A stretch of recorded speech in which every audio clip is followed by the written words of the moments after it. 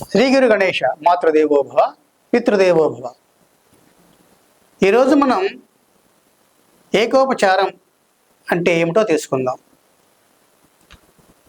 సామాన్యంగా మనం రోజు భగవంతుణ్ణి పూజిస్తూనే ఉంటాం. ఏదో రకంగా అంటే సమయం చాలా ఉన్నవాళ్ళు అష్టోత్తరము, సహస్రనామము ఇలా వాళ్ళకి తోచిన విధంగా ఉపచారాలు చేసుకుంటే, సమయం తక్కువగా ఉన్నవాళ్ళు తక్కువగా చేస్తారు. ఇలా సమయం తక్కువగా ఉన్నవాళ్ళు చేయవలసిన పూజ ఏమిటి అంటే ఏకోపచారం అంటాం. అసలు ఏకోపచారం అంటే ఏమిటి? ఏకోపచారం అంటే ఏం లేదండి.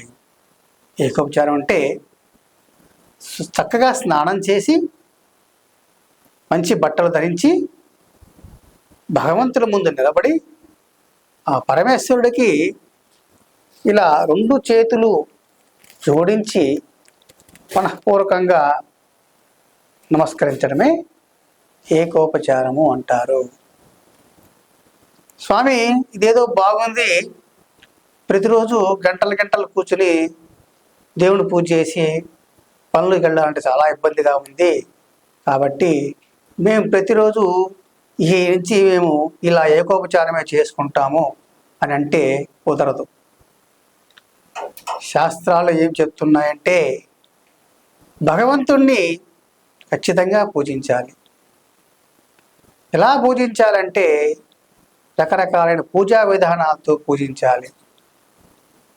మనం కోరికలతో పూజిస్తున్నప్పుడు ఆ కోరిక ప్రకారం పూజించాలి. కోరికలు ఏమి లేనప్పుడు మరికొన్ని విధానం ఉంటుంది, ఆ విధానాలతో పూజించాలి. నీవు ఏదైనా ఒక పని అనుకుని చేద్దామనుకున్నప్పుడు స్వామికి ఆ దీక్షతోనే, అలాగే ఆయన ఏ ఏ ఉపచారాలు చేయాలో ఆయా ఉపచారాలు చేస్తూ ఖచ్చితంగా పూజ చేయాలి. అలాగే ప్రతి ఒక్కరూ కూడా కొంతమంది తమ తమ పూజల్లో నిత్యము కూడా భగవంతునికి అష్టోత్తరము, సహస్రనామము, లేకుంటే వారి వారి పద్యాలు లేదంటే పాటలు ఇలా ప్రతిరోజు కూడా స్వామికి సమర్పించుకుంటారు. ఇలా ప్రతిరోజు చేసే వాటిని ఎప్పుడూ కూడా మాననే కూడదు. మరి ఎందుకు స్వామి మరి ఈ విధంగా ఏకోపచారం అంటే, మనం ఎప్పుడన్నా ఎక్కడికైనా అర్జెంటుగా పని మీద వెళ్ళాల్సి వస్తుంది అంటే పొద్దున్నే 6ంటికే బయలుదేరి వేరే ఊరు వెళ్ళవలసి వస్తుంది. అక్కడ వేరే పని ఉండటం వల్ల మనం ఈ యొక్క దైవ కార్యక్రమం చేయలేకపోతున్నాం. అలాంటప్పుడు మనం స్నానం చేసి వచ్చి భగవంతుడికి మనస్ఫూర్తిగా నమస్కరించుకొని, స్వామి నేను ఈరోజు నీకు రోజు చేసే ఉపచారాలు చేయలేకపోతున్నాను కాబట్టి నన్ను క్షమించు అని విడిపోవాలి. అంతేగాని సమయం మనకు చాలా ఉన్నప్పుడు ఇలా ఏకోపచారం పూజ చేయకూడదు. అదేకాక భగవంతుడు అనేవాడు మనల్ని ఎప్పుడూ కూడా కష్టపెట్టడు.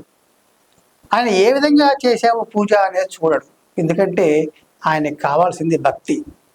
అంతేగాని మనం ఎన్ని అష్టోత్తరాలు చేశాము, ఎన్ని సహస్రనామాలు చేశాము, ఎన్ని రకాల పూలతో అభిషేకించాము, ఎంత బాగా కిరీటాలు పెట్టాము, ఎన్ని రకాలైన ఆభరణాలు పెట్టాము అనేది భగవంతుడు ఏనాడు ఎప్పుడూ చూడడు. ఆయనకు కావాల్సింది భక్తి. ఆ భక్తిలో నిశ్చలత్వం. నిశ్చలంగా మనం భగవంతుడిని దయతో ఆర్ద్రతతో ప్రార్థిస్తే ఆయన అనుకూలించకపోవటం అంటూ ఉండదు, మనకు వరాలు ఇవ్వకపోవటం అంటూ ఉండదు.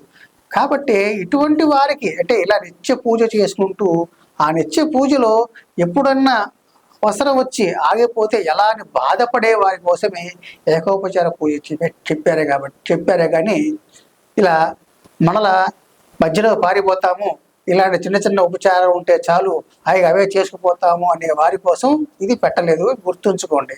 కాబట్టి ఏకోపచార పూజ చెప్పాం కదా అని మీరు మీ దైనందిక జీవితంలో చేసే నిత్య కర్మలన్నీ కూడా ఆపకుండా చేసుకుంటూ, ఎప్పుడైనా కుదరనప్పుడు మరి ఎప్పుడైనా అవకాశం లేనప్పుడు అప్పుడు మాత్రమే ఈ యొక్క ఏకోపచార పూజ చేసుకోవాల్సిందిగా మనవి.